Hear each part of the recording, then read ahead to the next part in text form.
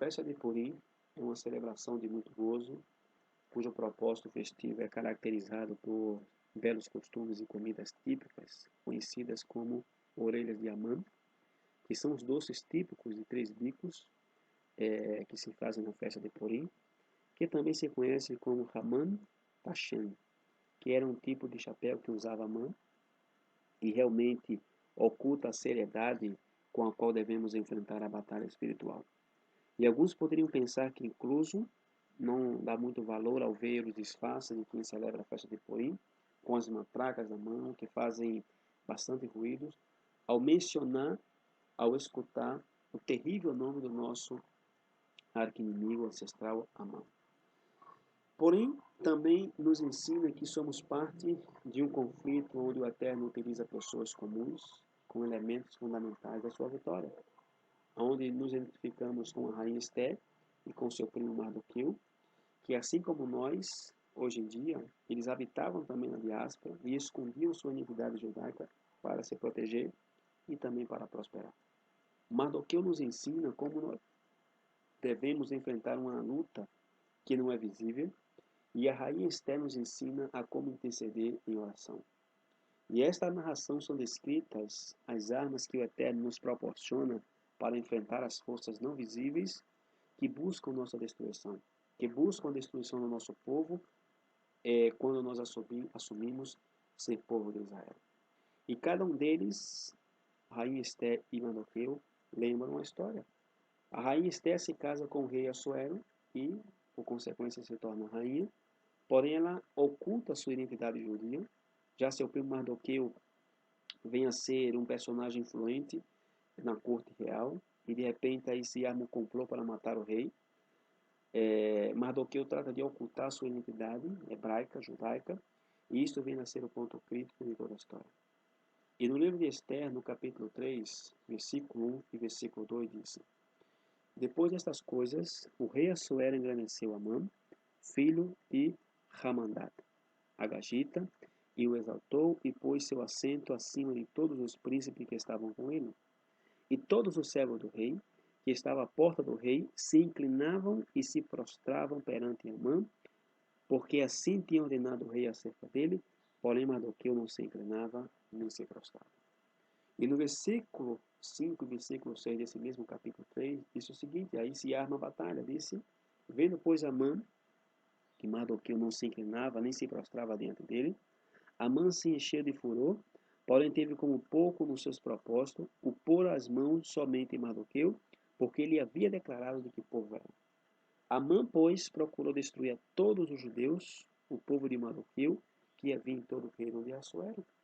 Então, nessa narração, nós tiramos que, enquanto a rainha Esté e enquanto o seu primo Mardoqueu se inclinavam à assimilação, se mantêm seguros, se mantêm protegidos. Porém, quando Mardoqueu se manifesta na sua condição de judeu, se solta, se arma um ataque feroz, e podemos descobrir esta mesma realidade nas nossas próprias vidas. Porque enquanto nós ficamos quietos, calados com respeito à nossa condição espiritual, com respeito à nossa identidade ao povo do pacto, isso nos deixa em uma condição sem nenhum perigo. E nesta cultura complacente que vivemos, não temos nenhum problema.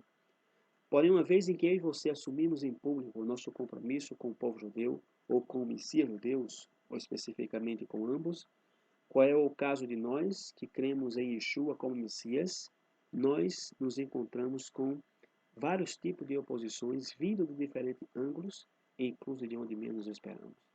E por que Mardoqueu se recusa a se inclinar perante Amã? A sua rejeição, seu rechaço não provém de uma rebeldia contra as autoridades estabelecidas, pois com toda a segurança, com toda a certeza, era o que se fazia diante de um rei. Porém, o rechaço de Mardoqueu a Amã representava o quê? Porque Amã era um agagita, descendente do rei Amaleque, e na Parashá Bechalá, especificamente em Êxodo capítulo 17, versículo 16, disse, porquanto jurou o Senhor, haverá guerra do Senhor contra Amaleque, de geração em geração. E Amaleque, ele foi da tribo que atacou Israel desde o momento em que Israel sai do Egito, E contra também ele atacou quem o Eterno declarou guerra. E para sempre o Eterno declarou essa guerra contra Amaleque. Então Amaleque ele é a representação das forças espirituais não visíveis, oposta aos propósitos da redenção do Eterno. Amaleque é o anti-Israel na história da humanidade. Já Mardoqueu é o contrário de Amã. Mardoqueu é da tribo de Benjamim, descendente do rei Saul, quem recebeu uma ordem séculos atrás de destruir os amalequitas. Então o encontro de Mardoqueu e Amã reflete o encontro entre as potestades que dominam a história da humanidade e o povo escolhido de Israel. Então, fazendo o Midrash que Mardoqueu recusa se inclinar diante de Amã, por quê? Porque Amã trazia também em seu peito uma imagem idolátrica, pelo qual Mardoqueu o que faz é assumir sua posição como integrante do povo judeu, integrante do povo redimido diante das potestades dominantes deste mundo. Então Mardoqueu não se inclinou diante dos ídolos ou imagem dos deuses falsos que controlam esse magistrado. E quando Amã responde à resistência de Mardoqueu, surge a oportunidade para que a rainha Esté participe tomando posição a favor do seu povo e enfrentando as potestades contrárias ao Eterno. E ela recebe os mensageiros enviados por Mardoqueu para que interceda pelo povo judeu diante do rei.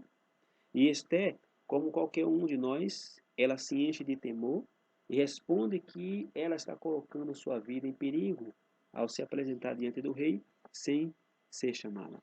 Porém, a resposta de Mardoqueu está também no livro de Esté, capítulo 4, versículo 13 e 14, que disse: Então Mardoqueu mandou que respondessem a Esté: Não imagines no teu íntimo que, por estarem na casa do rei, escaparás só tu entre todos os judeus?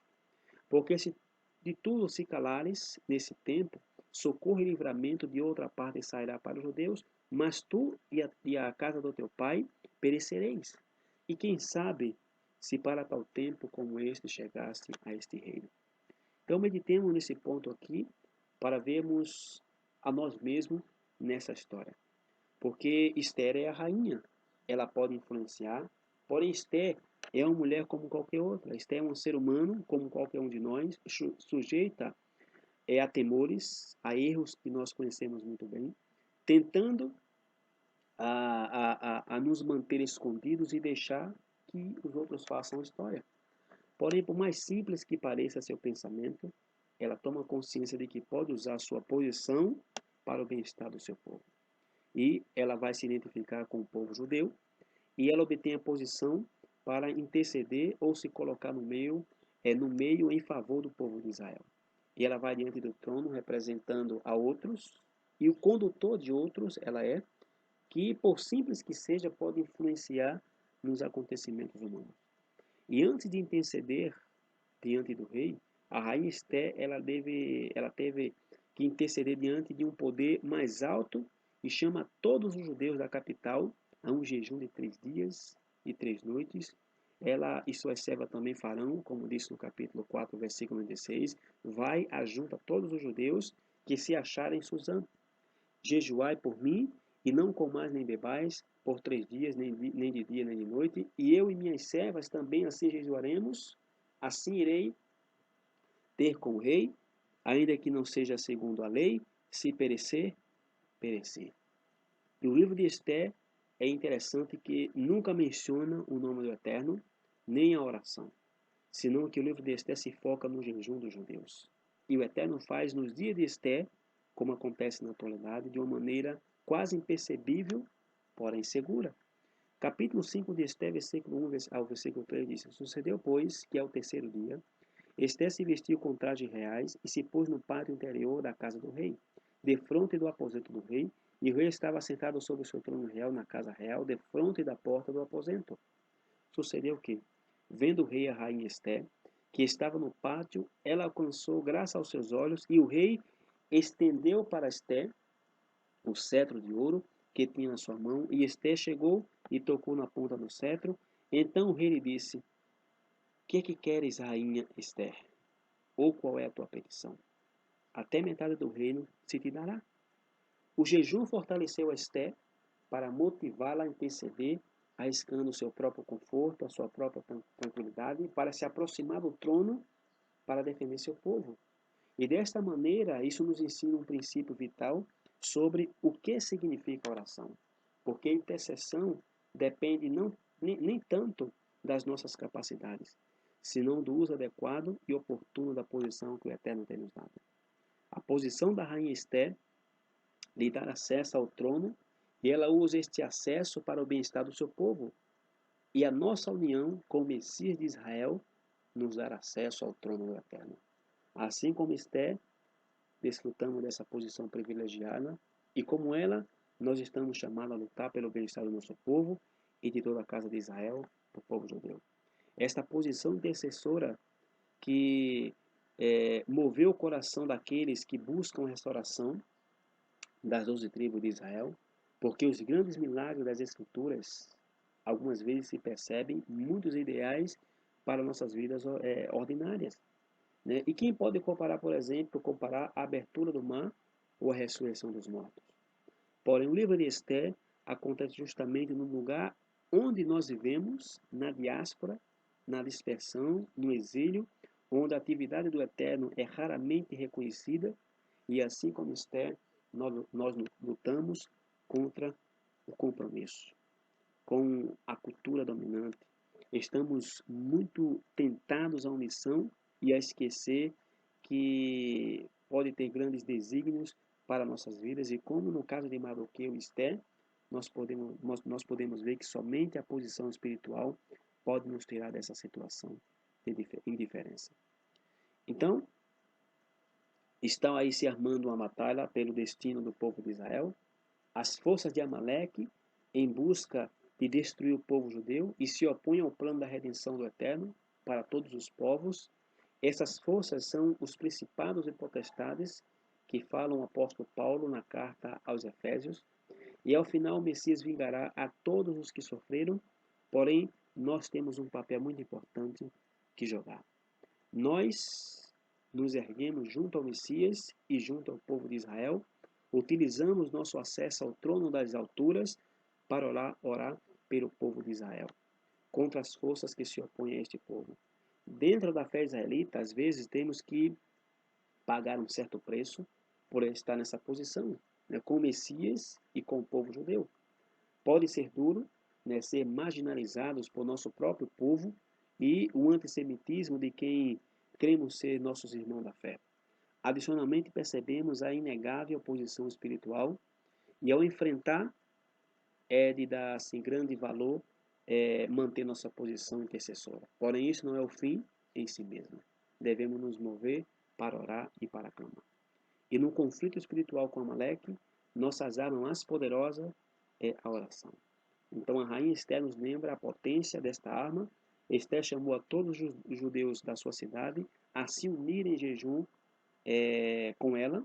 Então nós devemos nos unir em oração, em solidariedade a um grande poder e a este povo que o Eterno escolheu desde os 4 ângulos da terra.